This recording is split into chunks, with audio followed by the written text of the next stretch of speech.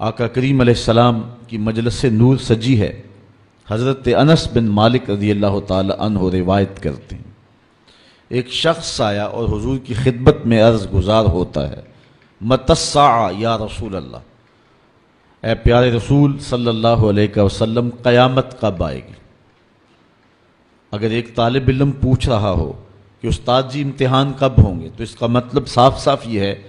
کہ اس نے بھرپور تیاری کر رکھی ہے اور بے چینی سے اسے امتحانات کا انتظار ہے۔ تو اس نے کہا متی الساعہ، قیامت کب آئے گی؟ تو حضور نے اس کو جو جواب دیا، فرمایا ما اعددت لہا،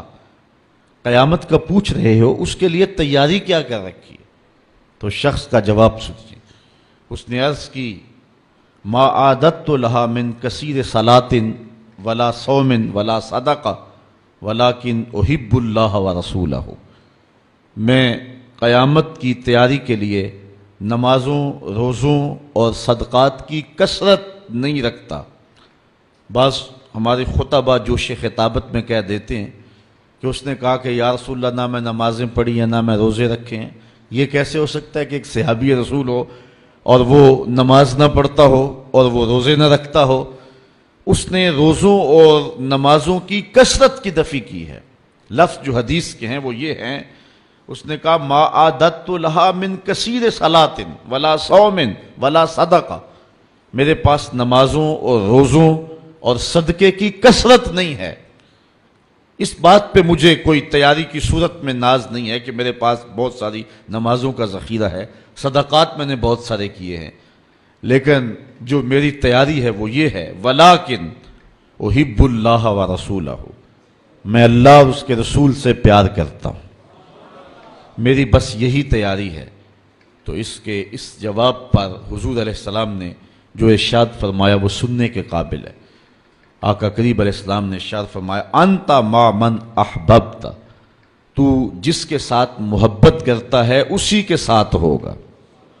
اب حضرت انس بن مالک رضی اللہ تعالی عنہ اپنی رائے دیتے ہیں، فرماتے ہیں فما فرحنا بے قول النبی صلی اللہ علیہ وسلم انت مع من احببت،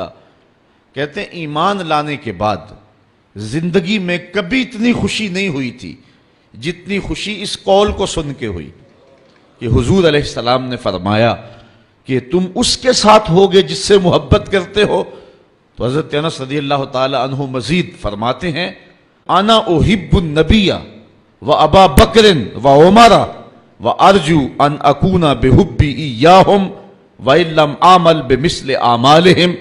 کہتے ہیں میں اللہ کے رسول سے پیار کرتا ہوں، میں حضرت ابو بکر سے پیار کرتا ہوں، میں حضرت عمر سے پیار کرتا ہوں، اور ان کی محبت کی وجہ سے میری خوش نصیبی کہ میں ان لوگوں کے ساتھ ہوں گا، اگرچہ میرے اعمال ان کے اعمال جیسے نہیں ہیں، لیکن حضور کا یہ فرمان تو جس سے پیار کرتا ہے اس کے ساتھ ہوگا۔ فرماتے ہیں کہ پھر ہماری خوشی کی انتہا نہ رہی، اور ایمان لانے کے بعد صحابہ سب سے زیادہ اگر کسی قول پہ خوش ہوئے ہیں، کسی بات پہ بہت زیادہ انہیں فرحت ہوئی ہے، تو وہ اس بات پہ فرحت ہوئی ہے کہ حضور نے ارشاد فرمایا انت مع من احببت، تو اس کے ساتھ ہوگا جس کے ساتھ تو محبت کرتا ہے۔